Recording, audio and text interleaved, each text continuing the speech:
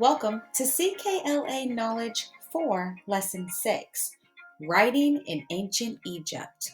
Our purpose for listening today is to review the importance of writing in a civilization. We will be able to describe the importance of writing in ancient Egypt. And we want to listen carefully to understand the word accurately. Can you say accurately? The continent of Africa is located here. This is where Egypt is. We're traveling back in time to learn more about ancient Egypt. Let's get ready to go back in time. In our previous lesson, we learned about Mirit and her family in ancient Egypt. The story last time took place in a village near the Nile River. Remember that besides farming, the water from the Nile is used for fishing and transportation. A while ago, we learned about Mesopotamia and a form of writing called cuneiform. Cuneiform was an important part of Mesopotamian civilization. It is important to be able to write things down. Let's listen carefully to find out if writing in ancient Egypt is the same as cuneiform in Mesopotamia. Our story continues with the life of the character Miret, and even though this is a made-up story, there are real facts in it about Egyptian writing long ago. Once in a while, Miret accompanied her father while he went fishing. Late one night, Miret and her father returned from a long day of fishing on the Nile River. They were both exhausted from being out in the hot sun all afternoon and relieved to be back on the banks of the river. Miret's mother was waiting for them along the shore. When she saw Miret, she scooped the tired girl up and gave her a huge hug. "I will sing you your bedtime song as we walk home, my child," she told Miret. Miret nodded, wearily looking up at her mother. When her mother finished singing the beautiful song, Miret asked curiously, "Mother, how did you learn that song?"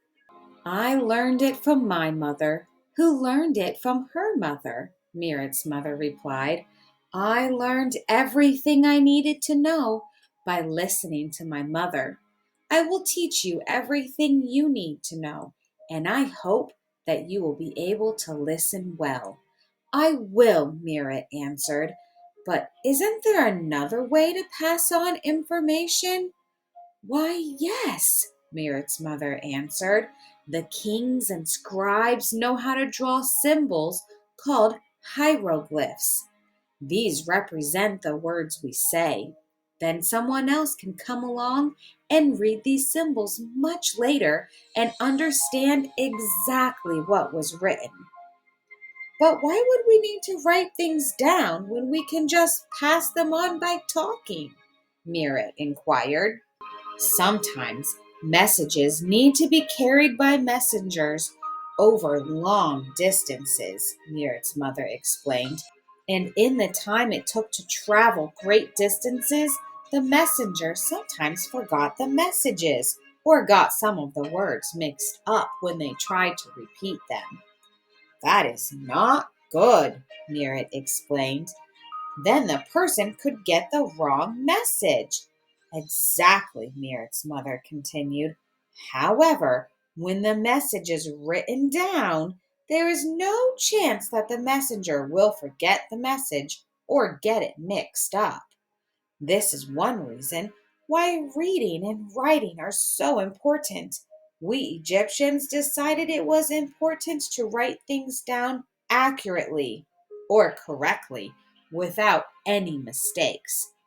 "That seems like a good idea," Miret agreed.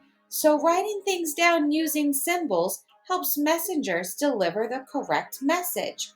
But are there other things that writing is used for? Many things, Mirit's mother said. Writing is used so that the important things that happen will be remembered for a long, long time. It is how we can look back and remember things that happened before you and I were even alive. Wow, Mirit said in amazement. Her mother continued. So, we write to record our history, the things that happened in the past, but we also use it to write down laws that everyone should follow. We use these symbols to write down stories, poems, and even songs. Like the beautiful song you always sing to me, Mother? Mirit inquired. Yes, the song I sing to you every night has been written down so that it will be remembered forever. That is good, Mirit said. I like that song. She paused and then asked, so the carvings on the stones of the temple are a form of writing? Yes, her mother replied. People also paint or write on wood. The messengers I told you about earlier normally take messages written on papyrus. Well, I imagine that a stone could be quite heavy to carry, Mirit laughed. Mirit's mother laughed as well and then said, but now, my dear, it is time for you to sleep. We are finally home. Will you sing me the song one more time? Mirit asked as they went inside. Mirit's mother nodded and then began singing. Before she was even done, Mirit was fast asleep. Mirit's favorite song had been written down using hieroglyphics, the ancient Egyptian way of writing. In ancient Egypt, kings, scribes, priests, and craftsmen were some of the few people who understood the meanings of the symbols. These hieroglyphs, or single pictures and symbols, were used instead of the letters and words we have in our language to communicate. It wasn't until hundreds of years later that the name hieroglyphics was even given to this form of writing. Let's think about the forms of writing we've learned about. How is hieroglyphics different from cuneiform? How is it the same? How is hieroglyphics different from cuneiform, and how is it the same? Think about that and share your thoughts after your teacher has given you directions. See you back here next time.